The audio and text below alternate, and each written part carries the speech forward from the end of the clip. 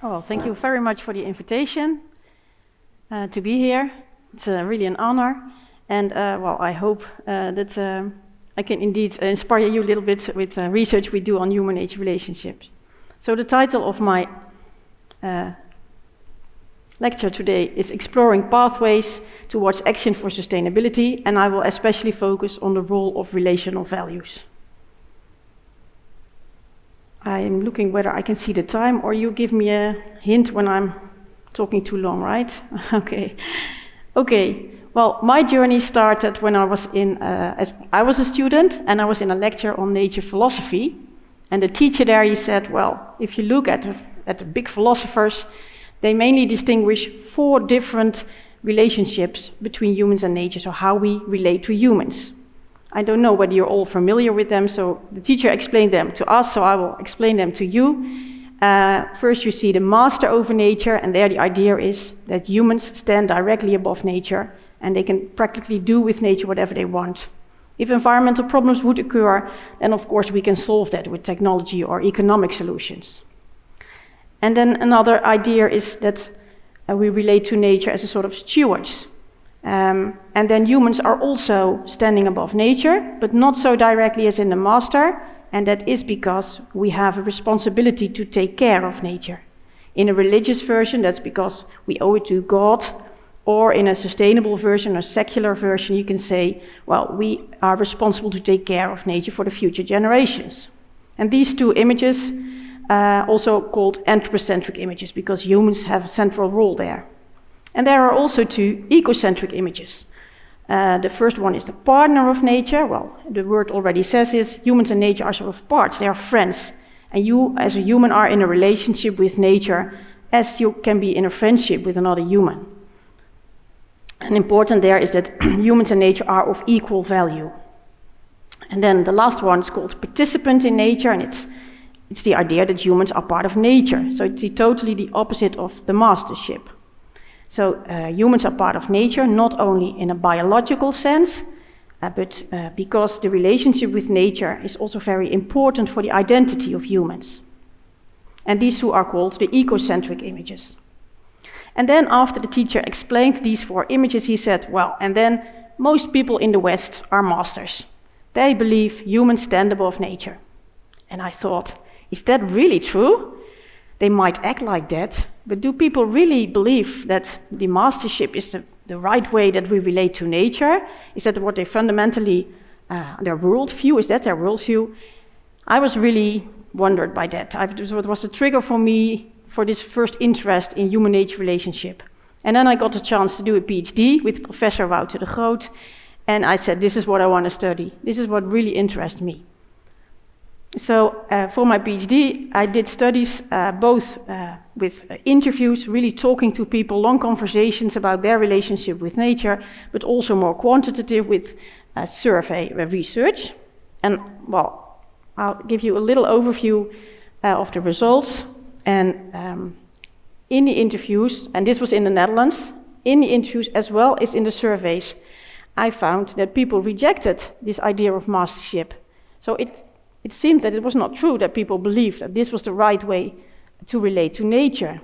And especially in the interviews, people said to me, yes, I might act like that sometimes, I'm aware of that, but it's not the right way. I'm convinced of that. People were really clear about that. They were not doubting that. They said, no, it's arrogant to think that humans stand above nature.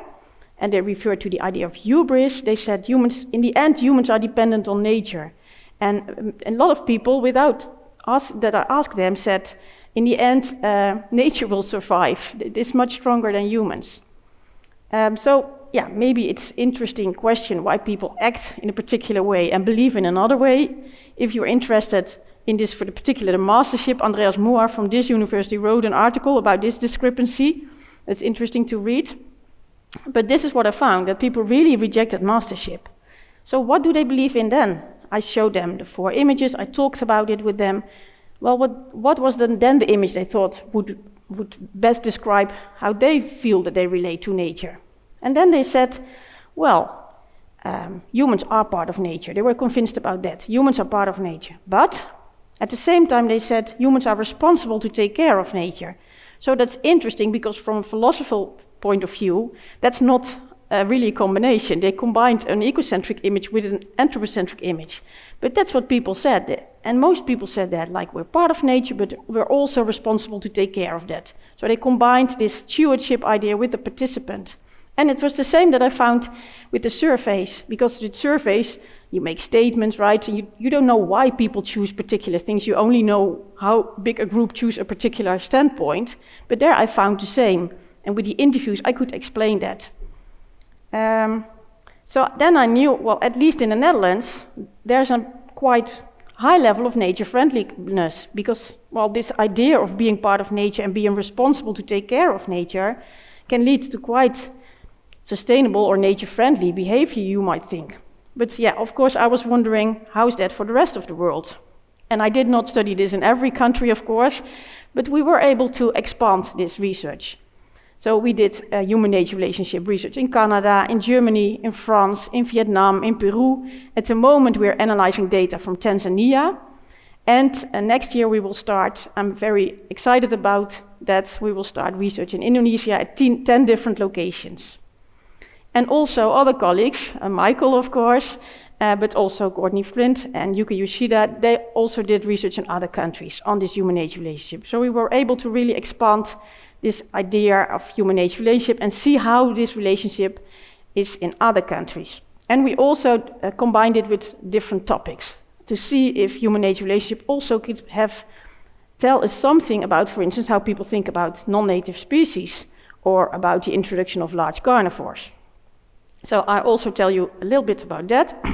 Here you see a figure, and it's the results of human-nature relationship research. The dark part is from a study with more than 1,800 respondents from de Groot et al. In France, Germany, and the Netherlands. And we there aggregated the two ecocentric images, partner and participant, in one, because it made it more comparable to the other one, which is a Vietnam study. So it is interesting because it's not only in Europe, but really in a totally different setting. And there you see that it's striking similarity. So also in Vietnam, people mildly rejected mastership. They were positive about the ecocentric images like partner and participant, but they mostly adhered to the stewardship idea. The only difference is that what we found there is that the stewardship image seemed to be a little bit more relational. So that's why we called it family with nature, but it strongly resembled the stewardship idea. And it was because one of the interviewees there in Vietnam said, the natural environment is like my family. A tree is important for the forest, just as I am an indispensable component in my family. And that was something that the researcher found with more people, that they chose the stewardship things, ideas, items, but more in a family way. And also the Peru study, who is not published yet, but that also shows a rejection of mastership. So that's really a pattern there. And the highest adherence also in Peru was to this ecocentric steward. This one. And then if we compare that, this kind of research, in particular nature conservation issues, well, in the Netherlands there's a big discussion now about the introduction of the wolf because it's coming back again. So you can imagine that for farmers it's a difficult thing. And also the issue of non-native species is a big issue. I did a study on the introduction of large carnivores with Bernadette van Heel and Rob Lenders, and I did a study on the non-native species with Laura Verbrugge. And what we found is that in this large carnivore study, we could distinguish different stakeholder groups. So here you see the general public there, and then farmers, scientists, and nature conservationists. So it's also interesting to compare their visions. And we studied the perception of large carnivores. So there was a fox, the wolf, and the lynx. And here I emphasize the results on the wolf, just to pick one.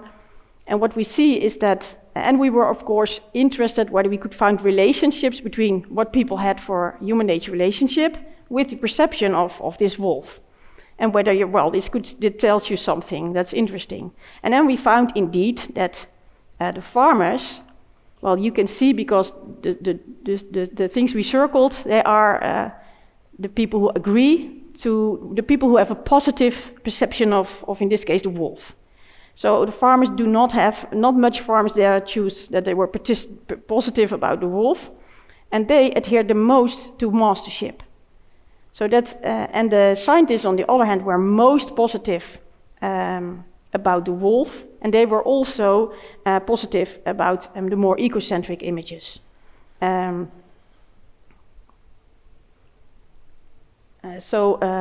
you see quite a relationship. And also for the non-native species, we found again the same pattern, also for the study of the wolf. Thus again, people rejected mastership in general and adhered most to a stewardship item. And here we found that we asked them what we should choose for a management strategy. So people could choose for whether they would want to control the native species in the environment, or they want eradication of the species, or they would just say, no, we need to accept all these new species in our ecosystem. And then we found that people with the more nature-friendly images, they also had felt like they were concerned about it, but they opted for control. So they did not choose the eradication option. So it's interesting, from these two studies, we conclude that, okay, there are relations between human-nature relationship and perceptions of large carnivores and non-native species and their management. So it would be interesting to also see for other topics.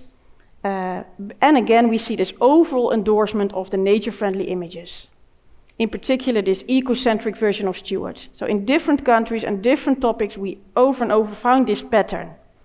So that seems to be a good basis for sustainability, right? For sustainable behavior, if people are so nature-friendly. And then indeed, a lot of people say, yes, that's interesting, but why don't people then act accordingly? And then we got a chance to study that in a big European project. Michael already mentioned it, the Biomod Project. We studied that in several European countries. And the question, well, the context was that we were the concern about the decline in biodiversity and how could we further prevent this degradation. So we asked the question, what brings people into action for biodiversity? What are the drivers for action?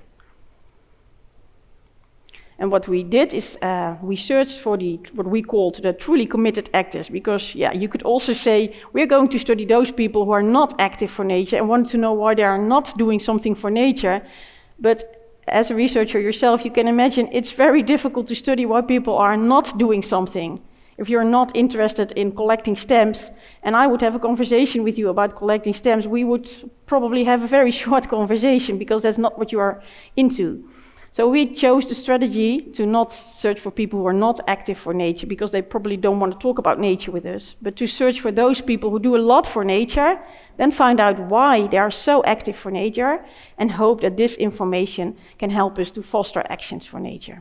What did we do? We chose for a mixed methods approach, and in all countries, life history interviews were performed, and they were followed by a card sorting game, and I will tell you a little bit about that later. And we also did a very large survey study, but today I'll focus on the first two methods. And I'll first tell you something about the results of the interviews. Well, to start with, we interviewed more than 100 people in these different countries, and they were active broadly in the field of, you can say, nature and biodiversity. So nature education, nature conservation, also academia or agrobiodiversity, leaders in business, people working from NGOs. So a broad group of people were interviewed. And the nature they were devoted to could be anything. People could be working in protection of the sea or the forest or a particular species like wolves or birds. That could be anything. And what we found was that in the early lives of the majority of the respondents, nature was present to an astonishing degree. Everybody started to tell us that they were practically always outside. I grew up in the forest, people said. I was always outdoor. The indoors hardly existed. Or someone who was now active in the protection of sea, they said, I was on the beach every day. So this was really very important also for people, because at that time in the interview, people already related this presence of nature in their childhood to their own motivations to act for nature later in life. We did not probe for that at that moment, but people said it themselves, how important it was that they had access to nature in their childhood already. There was one German interviewee, for instance, that was active for the protection of old crop varieties.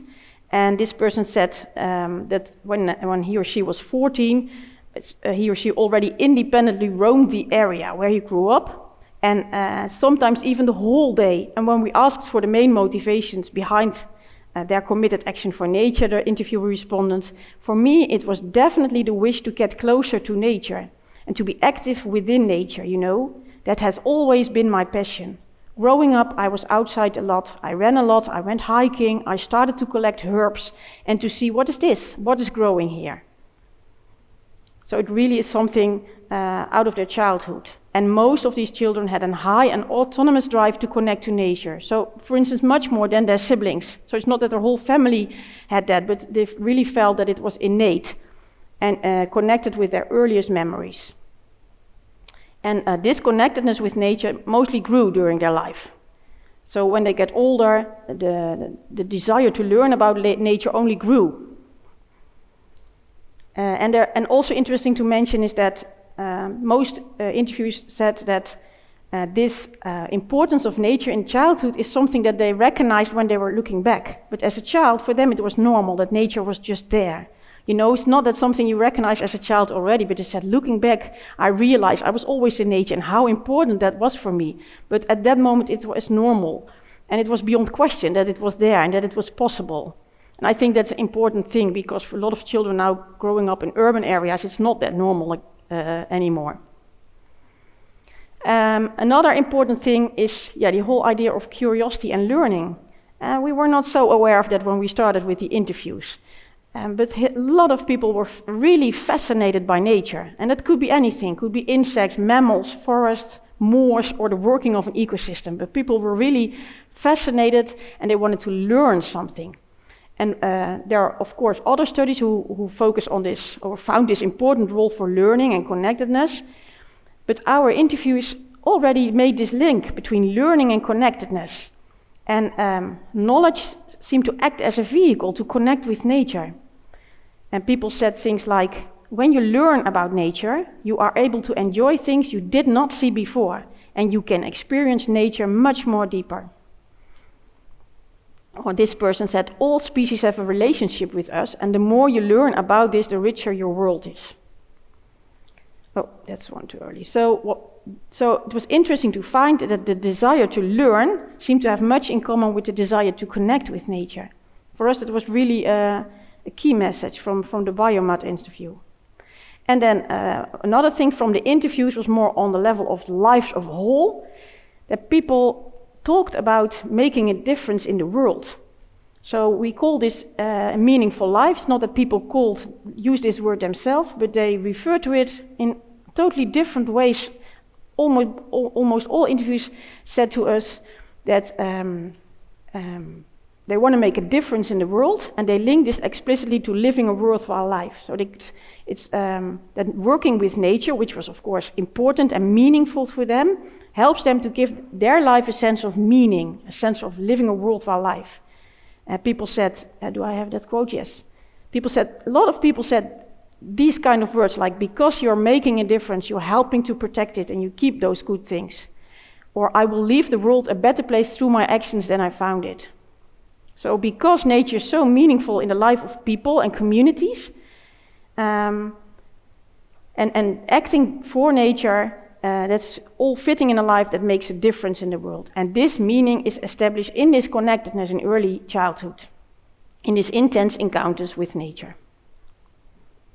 Oh yeah, and this is another quote, a valuable life is that you add something, that you act significantly.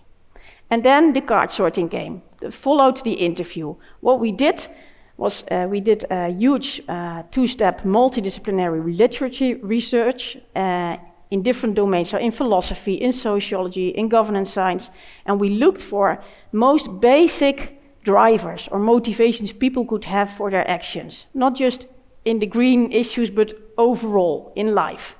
And those motivations, mostly from philosophy, we wrote down on 20 cards. And on the back, we had a very short explanation for if people didn't understand what we meant with that kind of word. And then people could rank the cards on a 6-point scale from not important at all to very important. And they could freely distribute these cards. So we just asked, what are your main motivations, your drivers to act for nature? And they looked at the cards and they could just rank it. And these are the 20 motivations. There are very different things like future generations, recognition, beauty, the value in itself, so the intrinsic value of nature, or the desire to end the conflict, or it could be duty. So all this could be place attachment, all these different things we found in the literature. And what, as a main result we found, we aggregated that in 2 different lines. 2 cards were chosen most were worthwhile life and curiosity and learning. So this very strongly resembled what we found in the interviews. It was really interesting for us. So we called that, well, the meaningful life group. These were very important drivers for people. And on the other hand, they chose more what we called moral values. For them, they were also driven by the future generations, that it was important to act for nature for the future generations, and for the intrinsic value of nature. That was also something that people found very important. And it was good for us to see that the more than 100 interviews we did, they strongly resembled the card sorting game, so that makes your findings, of course, much more robust. But it was also interesting to see the similarities in ratings between the different countries. They did not differ this much. So we hope that we also, well, found some bit of a universal nature of this kind of things, because it was not that we saw different patterns in different countries. So what are these kind of drivers, like meaningful life, curiosity and learning? What are these kind of motivations? What did we find?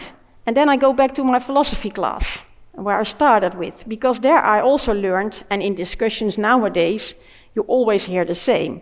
When we talk about why should we protect nature in policy or in science, most often 2 opposite values are discussed. On the one hand, the instrumental values, like the benefits nature has for people, right? Our health, the natural resources.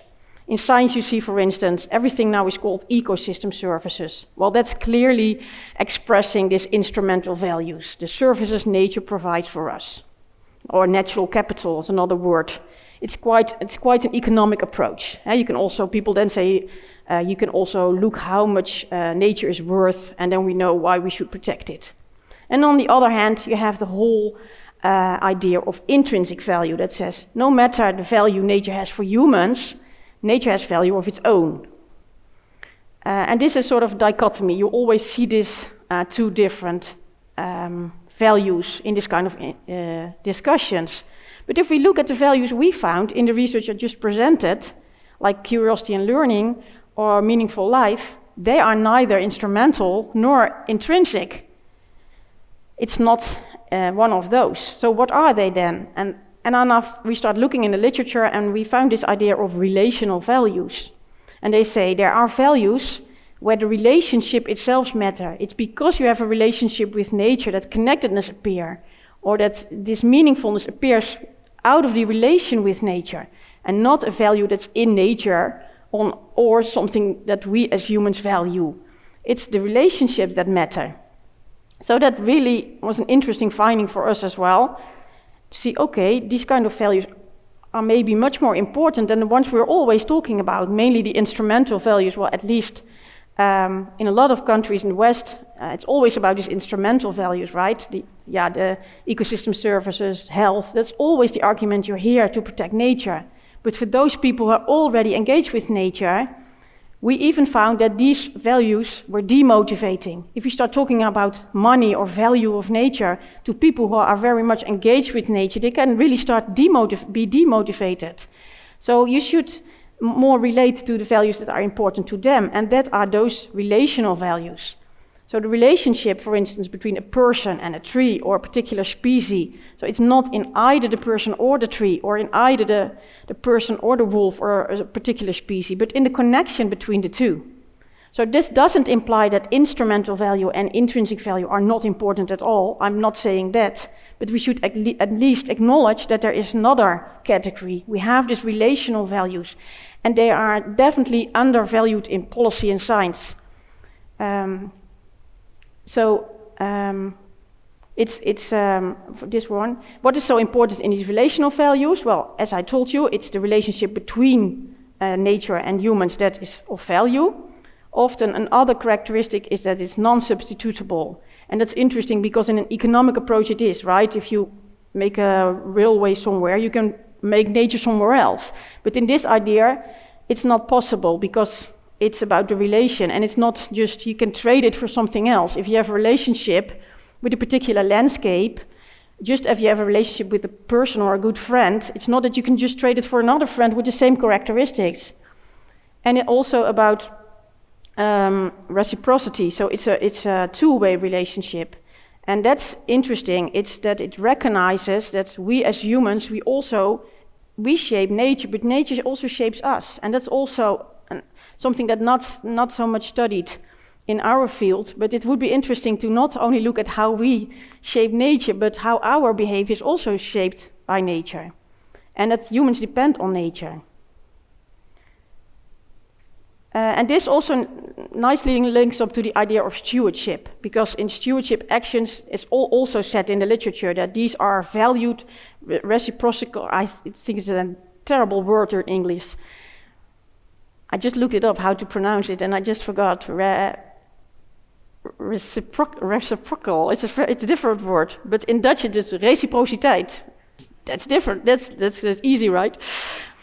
So these relationships that are really two-way. That's what it's about. It's not just one valuer it's two-way relationship, and then humans are part of nature.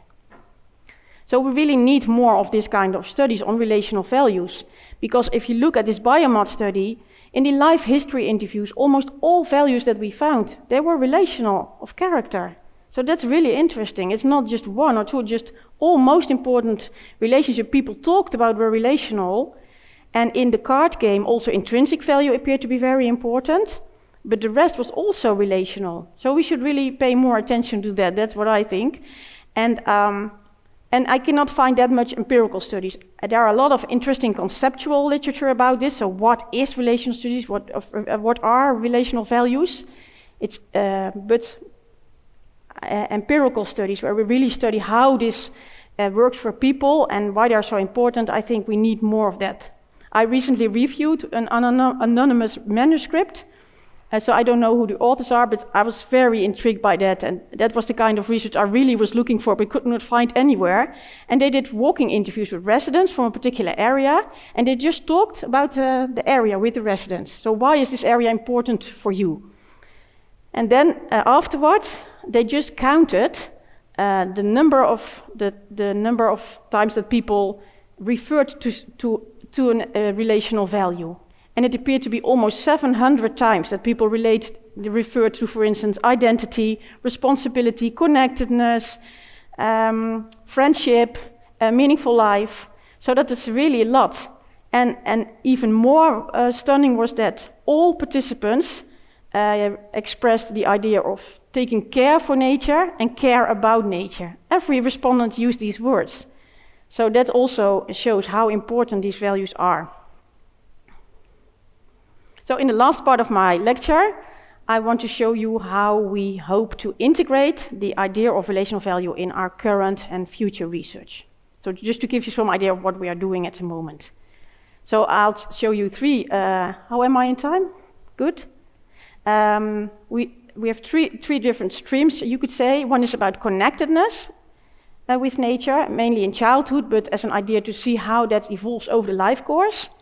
And we have a group of people working on care and learning, especially in citizen science. And a new project is about mourning and grief. So the first one, connectedness, well, I already showed with the Biomod research, but there is an abundance of literature showing the importance of connectedness with nature for action in later life. Connectedness, it's established in early youth. It's also important that we need these intensive encounters to build this connectedness. And also interesting, just I like to mention it, is that a lot of these experiences in nature in childhood are without adult supervision. So, well, at least in the Netherlands, now parents are afraid to let their children go into nature alone. But most important experiences were without your parents. So that's an interesting challenge how to deal with that. But it's clear that we should take care that also children growing up in urban areas can have these encounters. That's the basis for this connectedness. So one of the studies Bernadette van Heel did, she's our PhD on connectedness over the life course. And I like to tell about this because I really like this project a lot.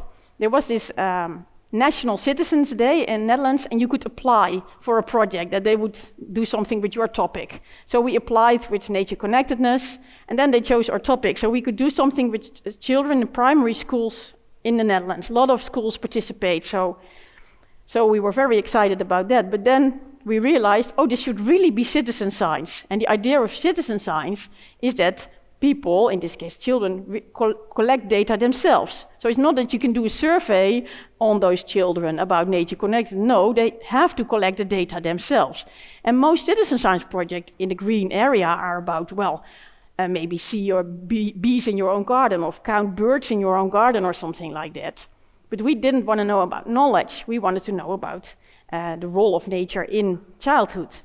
So, and also an important was that they could also analyze their own data. So it couldn't be too difficult. And then we came up with the idea, it was also coincidentally National Day for Playing Outdoors. And we thought, okay, we make this team about playing outdoors, and we ask them to draw their favorite place to play outdoors. That was all the information they got. They didn't know it was about nature. That was important, of course. We just asked them, draw your favorite place outdoors. Where do you like to play most? So all these children in different places, and then they make this drawing. And then after they did, we gave them a 10 by 10 grid. They could put over their drawing.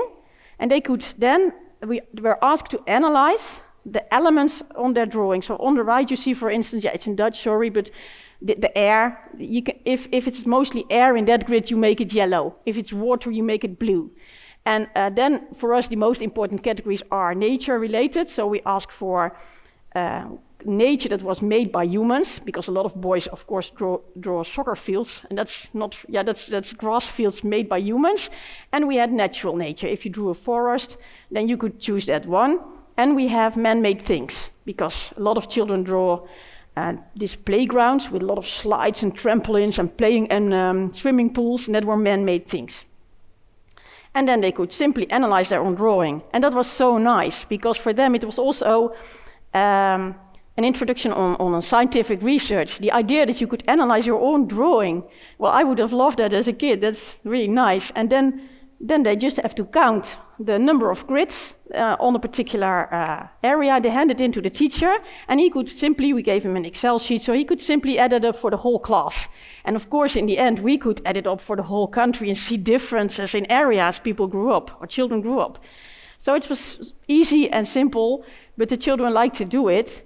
And the results show, if you look at the figure at the right, you see that almost half of the drawings contained nature, but their natural nature and man-made nature was put together in a category. If you would make a distinction, you see the figure in the middle, you see that only the dark green area is natural nature. It's not that much.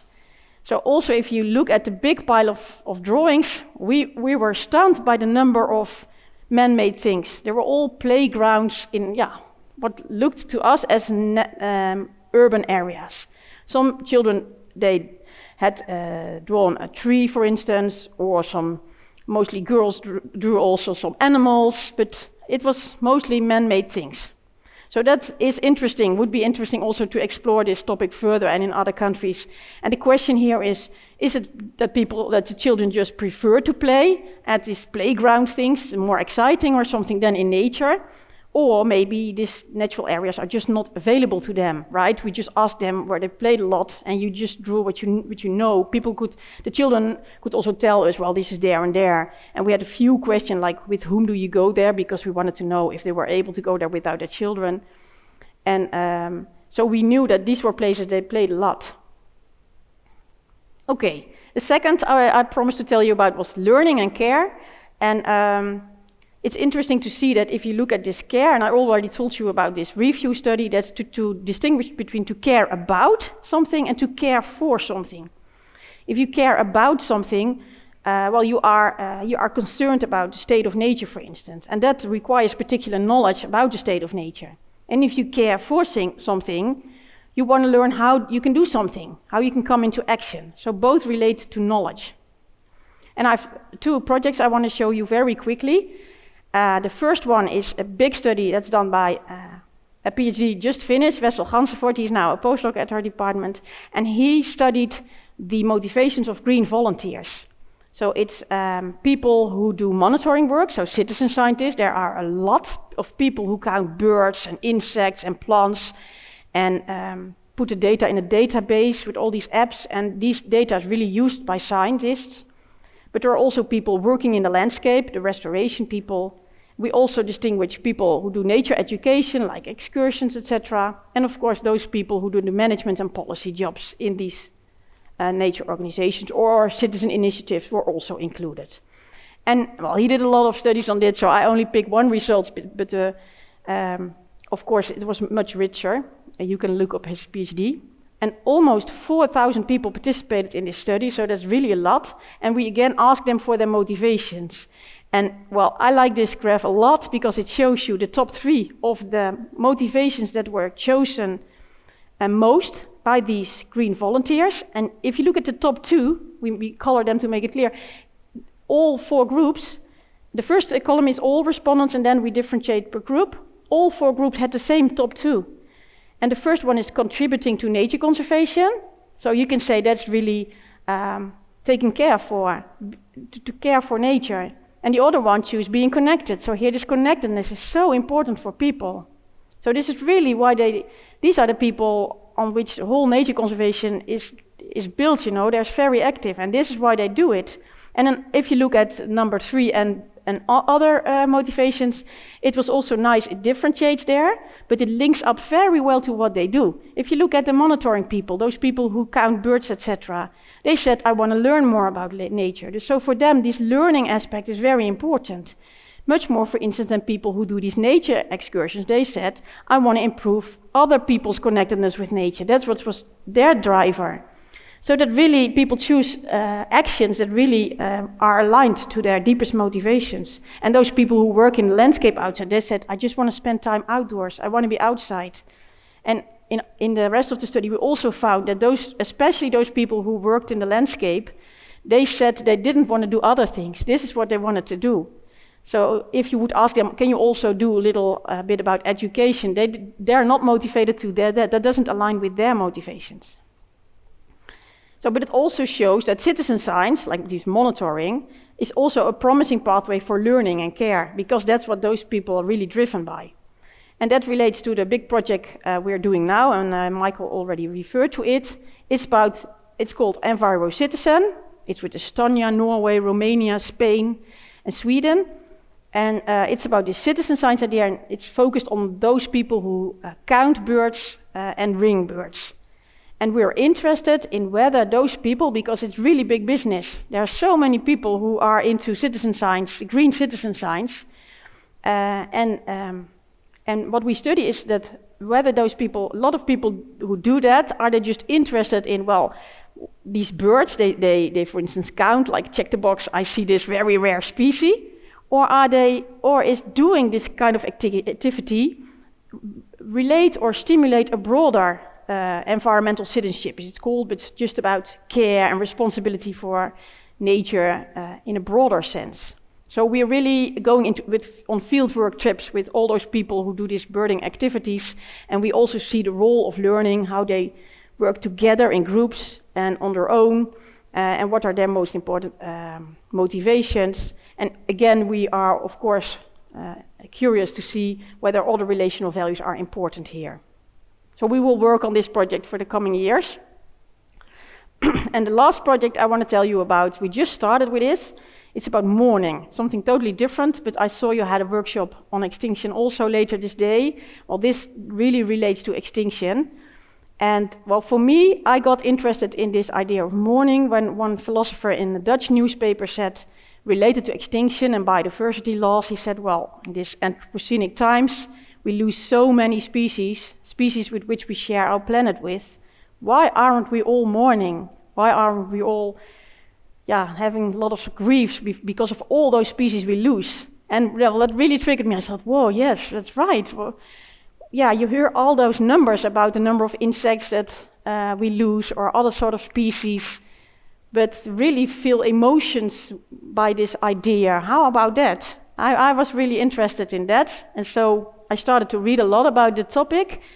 And also in literature, it's quite a new field. There are a lot of new books about it, not something much older. And scientists there said yes, and the first quote I think is very important. Who we are is shaped by who we do and do not mourn. And it says something about what, who, and which relations we acknowledge as important or not important. And I think, that's important. It tells you something about how we value those relationships with nature.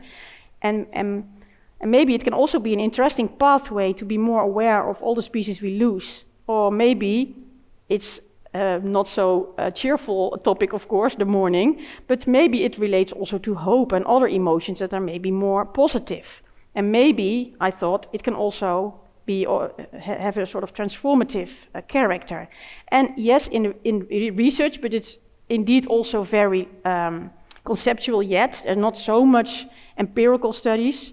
I really like the research by Tom van Doorn. I don't know whether you know him, but I can really recommend his books. It's very interesting. And also a book by Dolly Jorgensen, who is part of our Environmental Citizen Project. She also wrote a book about de-extinction and rewilding, and show how these nature conservation strategies relate to this mourning and guilt and anger and hope, how all these emotions play a role in these choices for instance, rewilding. I thought it's a very interesting book. And also important is that it can be anticipatory. So we do not only mourn for species we already lose, but now you see in more literature about, and also newspapers, more attention for all those climate change researchers. They seem to have dealing with a lot of grief, ecological grief, and also ecologists. They notice this decline every day. So for them, they call it ecological grief. So how do they deal with that? And these climate change researchers, and then it can be anticipatory because they know the scenarios we are heading towards, and what does that mean? So they already can anticipate on losses for the future. So Helen Verploega, she's on this project, and what she's going to study is, how this mourning play or does not play a role for particular groups. So we are interested in scientists, but, we don't know yet. We just started, so all options are open, but at the moment, we think ecologists are an interesting stakeholder group, but also artists, and that's because, and that's the last thing I want to tell you about, now when I'm here, at the same time, in the town where my university is, there's a festival. It's called Schemerlicht Festival, and it's an audiovisual festival in a botanical garden. And visitors come there in the evening when it's dark, and then these audiovisual artworks, people can see that with a lot of lights and sounds, and it's very nice. And I was asked to help them with the main narrative, so that they didn't want to have all these separate artworks, but they really want to have a narrative. If visitors come, that there was a narrative, and the topic was human-nature relationships.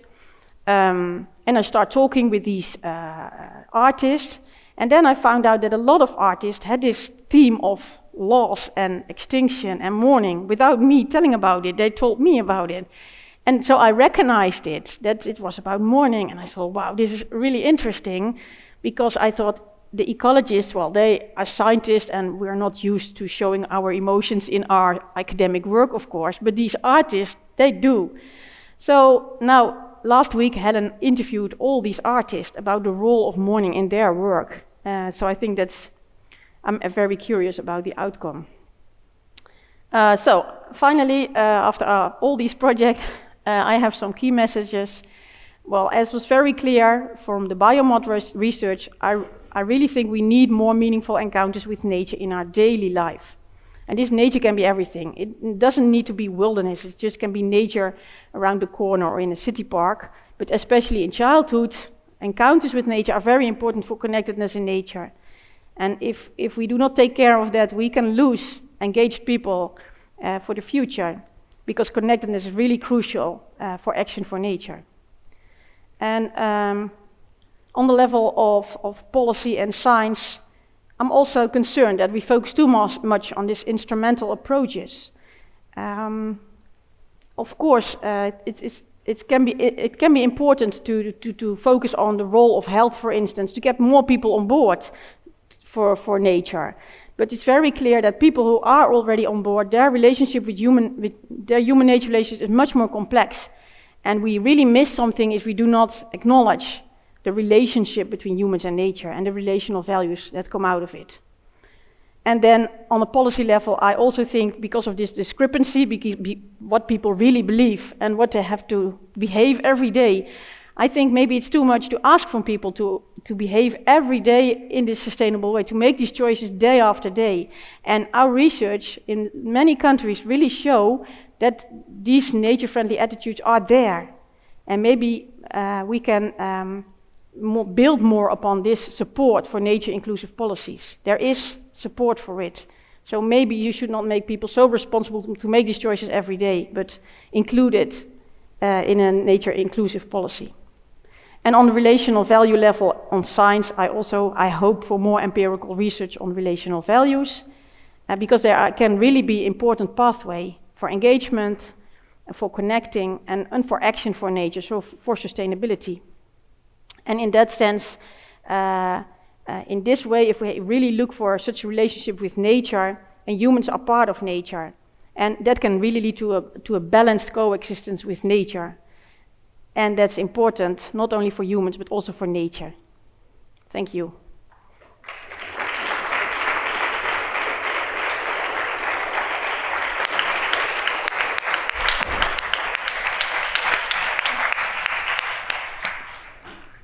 Thank you very much, Riyan, for this very inspiring talk. I told you she's going to tell us some interesting stuff. So we have now time for some Q&A. We have some questions already collected from the internet, from the audience in the live stream, but we are also open for collecting questions here. So please, if you have some questions, we start maybe on this side here, or maybe we can also start, Denise? Yeah? We can also start maybe on that side, since there are some questions already. Just a second, we need the mic. Or I can take them, yeah. Lisa, machst du eine mic?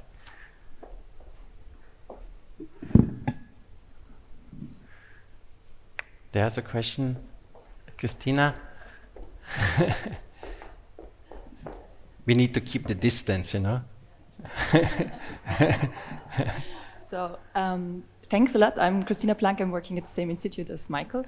I really enjoyed listening to your empirical research, and you were emphasizing that you were looking for people, like regarding your interviews, who are already engaged in nature, because you're interested in the relational values and aspects of it. And I was wondering if you have been thinking about still choosing another kind of focus group, because in the end you were pointing out that there is still the important role of policymakers, or like of people who work in companies who might be more engaged with the values that are mastering nature. Mm-hmm. So would this be an idea to choose such a group and ask them along line like the idea of relational values instead of mastery values? I don't know if you get the idea, because I would think it could be interesting also to maybe find out then something more about the conflicts or barriers of transformation.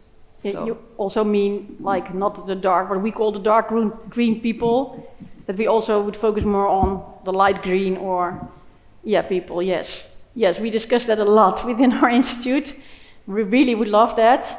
We are aware of it. It's a sort of weakness to focus on those people who already are engaged in nature. And I think from there we really need to move to that direction. So in our project we indeed hope to include more people who are not already engage with, but it's difficult, you know, if you are sending out a survey or you look for people to interview and it's about nature, then it's socially biased that people already who are engaged with it, they are inclined to react. At the moment we have a project, it's funded by WWF for a small project, and we are making a sort of challenge in which we ask people to participate in a 21-day challenge, and we provide them with very small exercises to connect to nature on a daily basis, especially for people growing up in urban areas who are not already per se very engaged with nature. We hope to really reach a group of people that have this interest to be more connected with nature, but are not because they're just working and busy with their family and everything. And we make this very low threshold challenge with very small short-term challenges that they can participate in 21 days in a row in the hope that something with connectedness then appears. But yes, it's really challenging, and I hope also other researchers take up this challenge for how to reach this group and to see how their human-nature relationship is and what would be their motivations to act for nature. We did, however, I did not tell it, in the Biomod study, we did also include those people who were active for social causes. So we had two groups. We had the nature-related groups, that's what I told about today, but we also studied, and we did also the card game with those people who were socially, for a social cause, like human rights or health or something. And then we found broadly the same important values, so we know a bit about it, that it is important. But again, there, for instance, those people who are active more in art, for instance, they choose, for instance, the beauty of nature, or also people active in care, and so they had a little bit different motivations to act for it, because we asked them, why did you act for what you are doing, what's important for you, but also if you would act for nature, what's important then? And then we found that they had indeed a little bit more instrumental values, like beauty. Yeah. Thank you. Maybe over there, the lady with the... Thank you for this very interesting talk. I was wondering, because you said you also did research in Peru and Tanzania, and what people did you talk to there? And I'm wondering if there's a difference if people see themselves as being part of nature or if they see humans being nature, and especially in relation with indigenous people. If you found, if there is another, if you just have, if this is generating different insights as well. Yes. Yes, it does, and it's are indeed very different groups. And an important factor is, for instance, religion, because in the Netherlands, most people are not that religious anymore.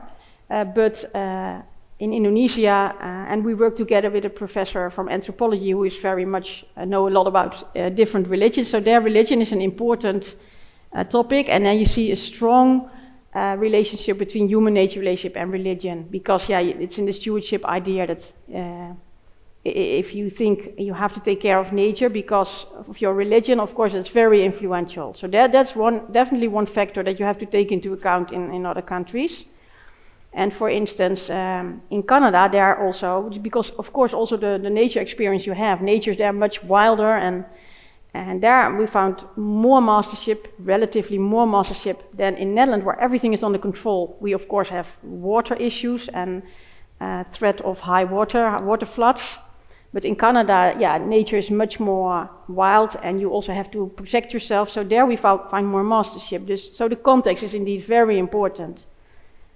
In Peru, we have a PhD. She just started with people in Lima. So that's mainly urban, and they have very few nature experience in their daily lives. And she hopes to include then also more people from the rural areas. And in Indonesia, we just need to start there, but it's interesting that there we have the opportunity, because of this professor with all his network, to study 10 different locations. So there I hope that we can indeed differ between urban and rural and indigenous and other groups of people. Yeah. So I just have maybe one question which is related to the last point about the citizen or the project in Lima, because there was one question asking like, we cannot have all children grown up in nature. So how to address H&R in city for city children, you know, those children who grew up in this super urban area like Lima. Do you have an idea from your research or from your experience what we could do with those kids to also get them this connectedness to nature feeling? I think it's not from my own research because she talked to adults and I don't know, she did not include the childhood experience in her research yet. So I don't know from that experience. But I know from other research that it's really different if you have these unsupervised nature experience as a child. So the freedom to autonomously roam in the area you grow up, and otherwise nature would something you will visit. You know, that's nature you go to in the weekends. And it's from other research I know that you then have a different nature perception of nature. Yeah. Thank you. Maybe the colleague over there. Yeah, thank you very much for your inspiring talk. I have just two questions. That is allowed. I don't know. The first one, the term natural nature, I have seen on your transparencies. Yeah. Could you explain the meaning of this term? And the second question is a bit more theoretically. Is there any relation of your approach to elder concepts? I could imagine, for example, relation to the principle of responsibility of Hans Jonas and care ethics by Carol Gilligan. Could you extend a bit on these relationships, maybe? Yeah. The first question, that's indeed a difficult one. You know, that's always, if you study nature, then people say, yeah, what's nature? So what's your definition of nature? Everybody has a different definition of nature. So most of the time in interviews, we work with grounded research where we just ask people their idea of nature. And then, because I think it's not that useful to say, okay, this is nature for us and can we talk about it? So that's really the grounded approach, but this one was different because it was for children. So we keep it very simple, and of course it has its constraints, but we thought we just make simple categories for the children, and we just explain to them that because otherwise we were there in one of the classes as well, and we immediately saw these discussions that people say, oh, so the grass on the soccer field, then is that a nature, or a park, is that nature? So we simply explain to them, if you think that this is nature where there's a lot of human influence, which humans made it, then you can choose that, and if it's more like a forest or nature area on its own, then you choose nature, or a tree or something. And for children it worked. So for that it was a simple purpose, but you can of course have very philosophical discussions about that. But for that research, it was just a pragmatic choice that it was be clear for the children. Your second question, I'm not very familiar with ethics of care. I have a colleague who is, so maybe I should link up with him. But I think there might be interesting links there, but it's not my background. So I studied this relational value approach. It is quite interdisciplinary already, because the most important authors about that, they are from very different fields. But I think to look at it from the ethics of care perspective, it's quite new. I see a lot of research on stewardship related to that, but not so much on the relational values. Maybe, yeah, you know. But no, also not really.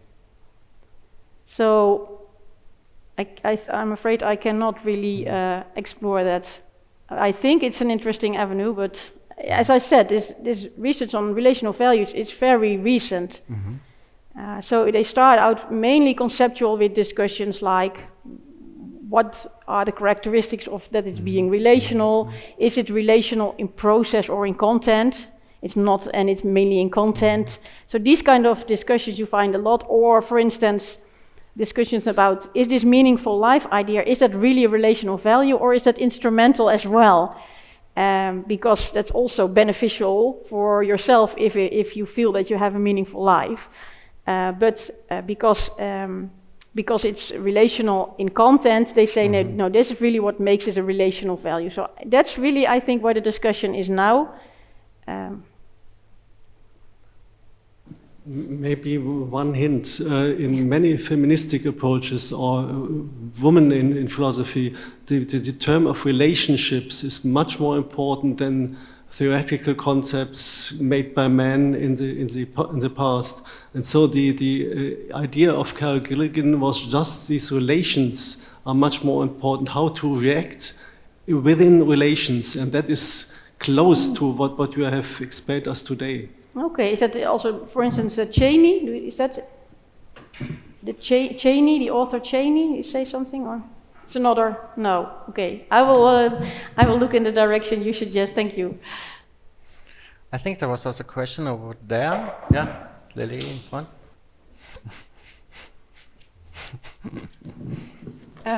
First, thank you for your presentation. What I was wondering about is if the corona situation changed something, so because more people, well, depending on the context or or the country or also the measures, were going outside because of the lockdown, etc. So I was wondering if people revalued nature or parks, and if this might lead maybe to a higher participation also for actions for nature. Yes. Yeah, it's an interesting relationship. We could not study that ourselves on such a short notice, but I indeed found it, at least in the Netherlands, participation in citizen science, like indeed birding, it really grew a lot. It was exploding almost. There was a lot of more people started to participate in this citizen science. I don't know whether it's the same here. Like, is it also very popular to go on an app and then you can just send all your observations, what you monitor, to particular organizations, or is that here popular or not? Yeah, we have these apps also. Yeah? Yeah, and that's something that really, it was already popular, but it got popular even more. And also some people were concerned, for instance, colleagues from Wageningen University, they wrote in the newspaper that they were concerned for nature because so many people start walking in nature areas that it wasn't, that they were afraid that nature was too vulnerable. So many people now going into nature. So it would definitely be interesting for future research to see if that's just a short-term change or that really changed something in the human-nature relationship. Georg?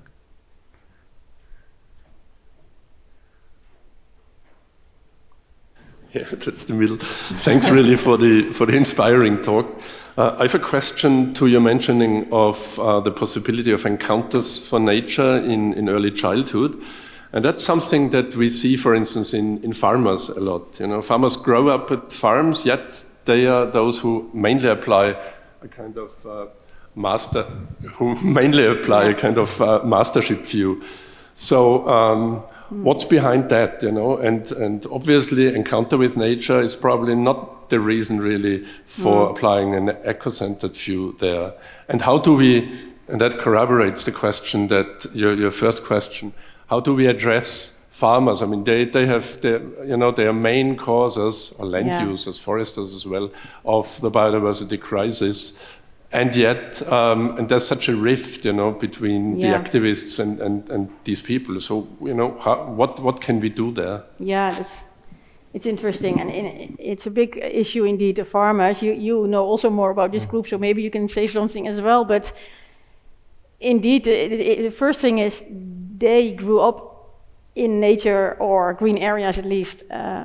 So why are they then have this mastership image in later life? And I think that's interesting, and the experiences are different, I think, and they grew up with the idea that's for your livelihood, so they're really depending on it. And you see that also with these wolves, it's a threat to them. So a lot of nature things are a threat to their way of living and their existence. So that might be the most important factor. But do you have more information on that? In our research, we found out, or we had the feeling that the farmers are much more honest regarding their mastery relationship because they know that they are shaping nature every day for their own purpose. So if you ask the general public, then if you come with the narrative of the mastery, everybody is saying, no, that's not me. Yeah, I don't like that concept. But the farmers are like, they know that they are doing that every day. And being a master of nature is not per se bad. It's just like a different relationship that you have with nature, right? And we hold all these concepts. And when we are working with nature, we are master. So we found that quite interesting that for them, this mastery relationship is not something bad. This is something that they agree upon. Yeah, it's also that people living in urban areas are mostly have more ecocentric images, but the question is indeed whether it's also, it's for them nature is further away. So we also found for this wolf study and also lynx that people living in the city were more positive about the coming of the wolf and the lynx than people living in rural areas. I think this relates to your question, and it's maybe also a little bit easier to be excited about the wolf if it's not threatening your farm or your area and sit safely in your house. The idea of the wolf is coming is not threatening. So it's also the distance you have to nature making you apparently more ecocentric. That's an interesting thing. Yeah. Regarding the wolves, I have two questions. Afterwards, we come back to you two, because there are two questions regarding the wolves. And basically, one question is saying, also in Austria, there is a lot of disputes about wolves. Can findings from the HNR, according to you, help to deal with these conflicts of the populations like wolves? Can your findings help us? Yes, maybe not solving the conflicts, not solving but it, approaching? but creating more understanding. It's most often in nature conflicts you see that people are discussing the issue at stake. Do we want more wolves or do we need more protection, or who is going to pay for that? The more practical issues, while the cause of the conflict is mostly underneath. And this is these basic values that's underneath. And a lot of research shows that if you start talking at a more deeper fundamental level, people start understanding, for instance, more understanding for farmers who are threatened by the wolf, by people who are living in the city.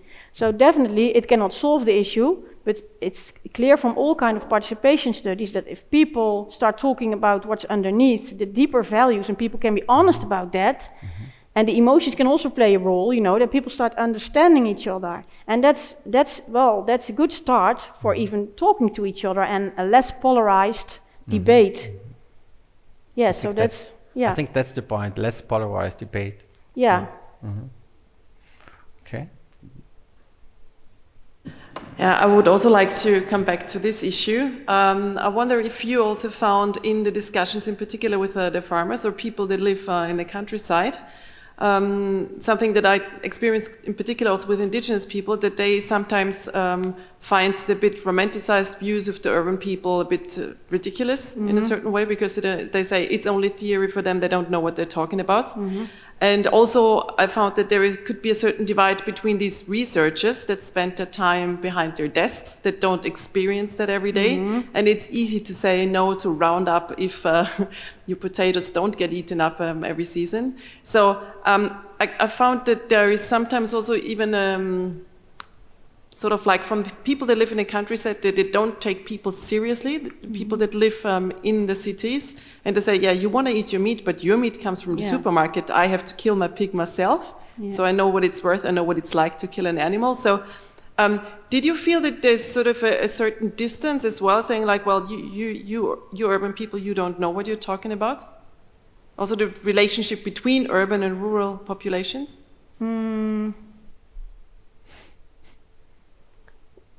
Well, I'm not sure. I think it's also because when I talk to people about their relationship to nature, as I said, we do it very grounded. So if people start talking about, for instance, how they, as a child, played in a small ditch or something around their house, then we start from that. So I'm not really talked with urban people about rural people. I think so. I think it's an interesting point, and it is in the line where we talked about how far the distance with nature, you mean whether that influences your human-nature relationship. But I'm not aware of empirical research really about where the two groups are confronted with each other's viewpoints. Do you? No, but the only thing we found out, or we got from our interviews with the farmers, that they say that they sometimes have the feeling that we in the city, we have no clue how their work life looks like, and that they have to be the mastery there. They need to master nature there, otherwise they cannot live.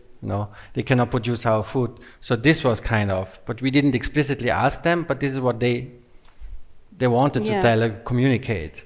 Yep. That they are stuck a little bit in their reality also. They would like to be more friendly with nature maybe, but the system doesn't allow them.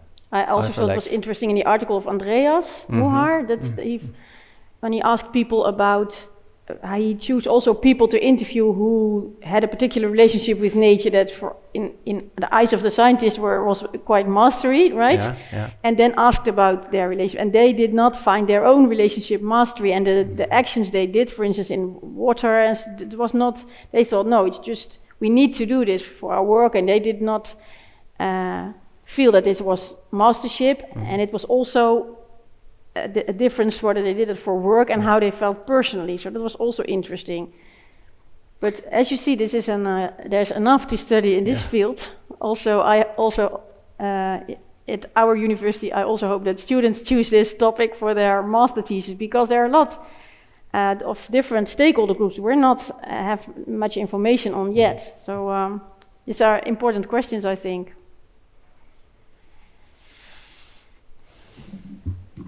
I will add one more into the line that Michi has just brought up. Did you gain any experience about whether it's possible or useful to change this category, these values inside in ourselves or in somebody else? Is it possible that somebody who thinks he's a master over nature will now perceive nature as something he's inside? So do you have any ideas of the factors, if it's possible to change it, or is it a very strong and unmovable value? Yeah, that's interesting, and there's debate among researchers in our field about this. But then it's important to say, and I did not say that before, but it's good that you mention it, how we study it is that we don't think, and we know that people don't adhere to only one image, and you also found it in your research. It's not that people, that's why I do not say people are participants or people adhere to. That's how I like to pronounce it, because people adhere to different views. So it's not, so that's also in our quantitative research, that we take the level of adherence and then do the rest of the analysis. Not like we put people in the participant box and then do the rest, but you can have different adherences to different views. So that's already one answer. People are, almost no one is just in one human-nature relationship, but different, and we're sure that context matters. So if I talk to someone in the winter, in an urban area, in a comfortable warm house, it would definitely be different than I would talk to them in a walking interview outside, for instance, in the place they grew up, or with a farmer on their own land. So in that sense, we should not treat these kind of human-nature relationship as something very static. It is already dynamic and influenced by your context, but there is a strong basis.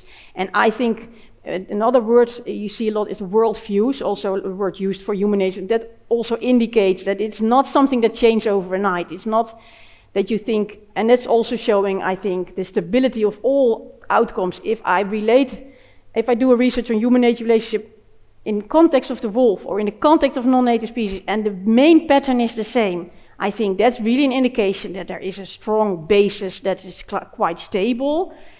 Maybe, but I don't know, maybe the same as you have strong, if you are convinced with your political ideas or so, it can change over life, of course, but not overnight. So it's quite stable, but it's not static. That's what I think. And I think that's also like the issue when you design a policy that you should not frame the policy in a way that you just address one type, right? Because then you exclude those guys who are maybe sharing more the stewardship relationship. Yes. Oh. There's one more question. Thanks. I was wondering, because you also said the context matters a lot, and then with the mourning, you said we don't mourn biodiversity loss, but do you know, or have you discussed this, if people mourn if some nature, if they lose nature due to buildings or something like this? And I think there might be much stronger relationships there, because that's places where they spend playing in their childhood or something like this, and how that might also explain some other aspects of mourning with biodiversity.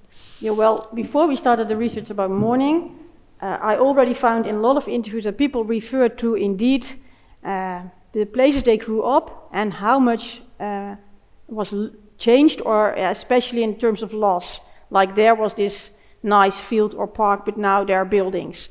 So that's definitely something that really people bring that up themselves quite soon. If you talk to people, you can just try with your own friends. If you start talking about places they grew up, people start talking about what's not there anymore. So that's really something I think that makes people more aware of what we lose. Yeah. So we did not already, we just started with the morning interview, but we can of course pay attention to that. I would just find it very interesting to ask, if people actually mourn, and how that would change also how we might change landscape. Because like myself, I know this from it's very sad to see how nature is taken up, but then if you talk to people, often it's like, don't be ridiculous, that's just normal, right? We just progress or something like this. So I think there might be also a conflict there, and I would be interested in seeing what Thank you. Okay. So I think we should slowly but surely come to an end. Maybe one last question. My question. Since we are approaching Christmas, if you have one wish, what wish would that be regarding H&R? Yeah, that's really, I have two wishes. Two wishes, okay. Really. No, but really, the thing about getting the chance to be in nature in childhood, I think that's so important for people. So I really, and I always say you have organized and unorganized experiences, and both are important, but they cannot replace each other. So yes, please, nice to have nature education for kids and all those things. Please do it, more the better. But it cannot replace the unorganized experiences. We should be aware that we are not losing that. I think there are apps to follow your kids, and kids are not allowed to go to a small forest anymore. And I understand, I'm a parent myself, I understand, but I don't know how to solve the issue. But if you say, what do I think is important? I really think it's important that children have the opportunity to experience nature their own way, to have adventures in nature without their parents watching their back. So that's one. And the second one is that I really think that we should watch our language, especially policymakers who always talk in instrumental terms. It's always about the economic approach of nature, and about at least the health is a big issue. Always, if you want to have your research funded, then you should talk about the relationship between nature and health. And I refuse to do that because I think that other people are doing that already. For me, it's also about not only the instrumental approach, but really the relationship with nature. That's just what was the key message of my talk. At least I tried to tell you that. But that's also I think that's really something. After we did the Biomod study, to give a short example, I was interviewed by a newspaper reporter, an important newspaper in the Netherlands, and I talked about this meaningful life thing and about curiosity and learning. And the guy said to me, can you just be clear? What are you meaning? You use all these words, they're so... what do you mean, meaningful life? Can you be clear? He just didn't understand what I was talking about. And I thought, whoa, this is really confronting, that he just thought, I cannot write about the stuff you tell me. It was not clear for him, So I think, we do not have enough words also, policymakers. I interviewed policymakers after the Biomod Project and share our results with them. And then I said, what do you think about it? And they were enthusiastic. They all recognized. They said yes, and they start talking about their own childhood. And they said, yes, we should talk about this more often as colleagues among each other. But yeah, well, we don't, because when one person starts talking about money, we will all talk about money. And that's true. It's a crowding out effect. If you talk about instrumental values, about functions, about money, you forget about all the other things. Research shows that. So that's also my wish, that we don't forget about the other things. Perfect. 2 wishes then. Yeah, sorry. So thank you very much, Riyan. Thank you very much for the questions, and thank you for the attendance here. Thank you. Yeah, thank you all.